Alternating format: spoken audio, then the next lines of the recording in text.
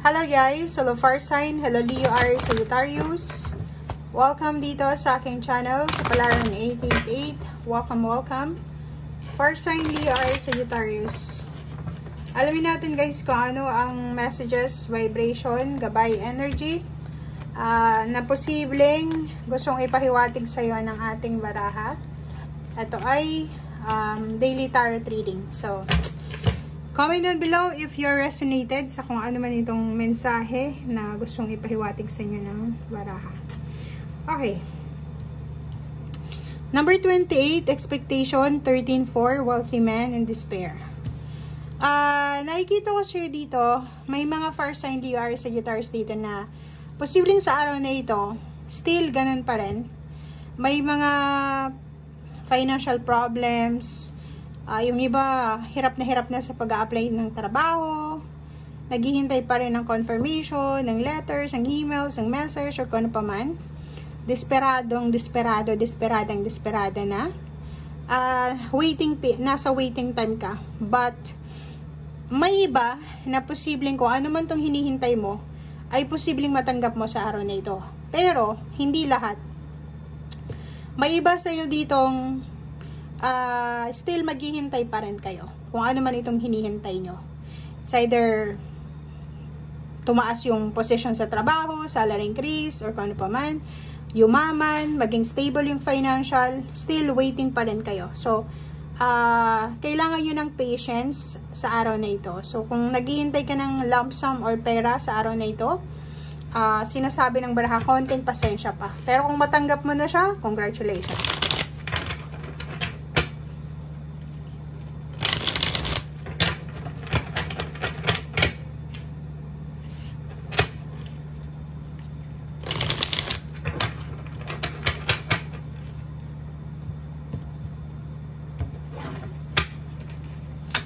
Okay, wow. Nakikita ko sir dito na siguro sa araw na ito, nagpaplano ka. Nasa planning period ka ngayon. Yun yung dahilan kung bakit ka medyo nai-stress sa usaping pera kasi may pinaplano kang family occasion.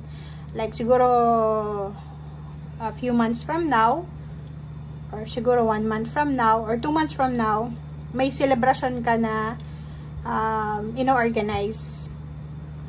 Kaso lang, yun na nga, naghahanap ka ngayon ng source ng income or resources kung saan mo pwedeng makuha etong panggastos na to sa occasion. Okay? Sa araw na ito,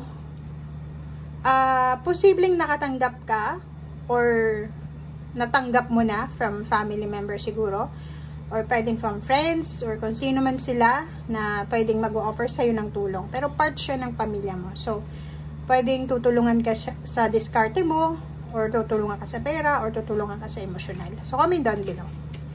Okay, the devil, and then, 4 of swords. Nakikita ko siya dito na mag-iingat ka sa Capricorn sa araw na ito. Kasi, pwede niyang sirain, okay? Fire sign Leo, Aries, Sagittarius. Pwede niyang sirain yung peace of mind mo. Okay? So, ingat-ingat ka sa mga Capricorn sa araw na ito. Kasi, yung katahimikan na meron ka sa ngayon, yung peace of mind mo sa buhay, ay pwede niyang sirain. So, sobrang ano siya, anong tawag dito? Magiging temptation siya sa'yo. Okay? Matitrigger yung emotion mo. Like, yung Capricorn na to is siya yung magiging dahilan kung bakit ka magagalit, maiinis, mawawala ng pasensya, or kung ano pa man. Okay? So, yun. Sa araw na ito, posibleng makatanggap ka ng tulong pinansyal, or pwedeng humihingi ka ng tulong pinansyal, nangangailangan ka ng tulong pinansyal, or may mga tao sa paligid mo na nangangailangan ng financial help and natutulungan mo. Okay? So, the other way around.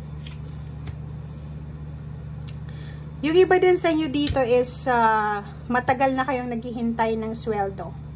For example, mga 7 months ka nang walang sweldo, or pwedeng mga 3 months, or kung ilang taon na unemployed ka. Parang gano'n. So, naghihintay ka ng balanse sa usaping pera. Naghihintay ka ng solusyon sa problema mo sa pera. Naghihintay ka ng contract if you are freelancer, business person, or kano pa man. Okay. So, yun. Kung makikita mo dito, kinonfirm lang niya yung 3 cards na to na may iba sa inyo dyan na for sign na naghihintay kayo ng kontrata. Contract signing, offer ng contract, visa, kung ano man siya. Okay, and then nakikita din natin dito na may mga relationship from your past na posibleng magbabalik. Okay, first sign Leo or Sagittarius, may magbabalik sa inyo. Mga dati yung karelasyon ba yan? Dating kapamilya, dating kaibigan, na nawalan kayo ng connection, na na-stagnant yung situation nyo, ay posibleng magkaroon kayo ng balita, or magkaroon kayo ng news or information galing sa kanila.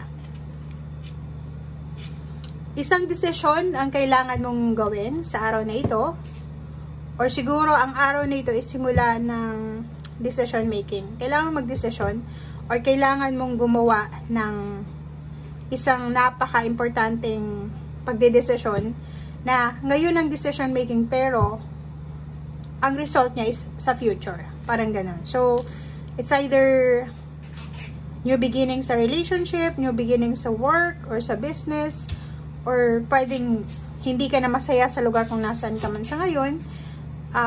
Pagod na pagod ka na sa pag-a-apply ng trabaho pero wala pa rin nakukuha. So siguro nakikita ko siya dito, magbabago ka ng mindset. Ihahang mo, hindi mo itutuloy yung mga original plans mo and babaguhin mo kung ano yung plano mo. Okay? So yon ang nakikita ko sa'yo dito, pagod na pagod ka na sa paghihintay kung kailan ba darating itong ini-expect mo. Kung kailan ba darating yung tulong na ito. Parang ganyan ang nakikita natin. So, sinasabi ng baraha, mag-focus ka lang muna. Kasi may paparating na magandang balita sa'yo. Good news na pwedeng maging sagot sa confusion mo, sa disappointments mo. And pwede siyang maging sagot sa kung ano man yan na pinagdadaanan mo sa ngayon. So, as much as possible, sa araw na ito, kailangan mong kumalma. Kalmahin mo yung yung emosyon mo. Isipin mo na, halimbawa, nakapaghintay ka na nga ng 3 years na unemployed ka. Tapos, in few months, hindi mo mahihintay, diba? So, counting patience ba? Or yun na nga, huwag kang mawala ng pag-asa. Parang ganun yung sinasabi. And focus ka sa goals mo. Kasi nakikita natin dito, may mga long-term goals kayo na parang i-give up nyo na. Parang sasabihin nyo, ayoko na. Hindi naman nangyayari. So, wala, give up na ako. Harap na lang ako ng iba. Parang ganon. So, comment down below if you are resonated. Thank you guys. Bye!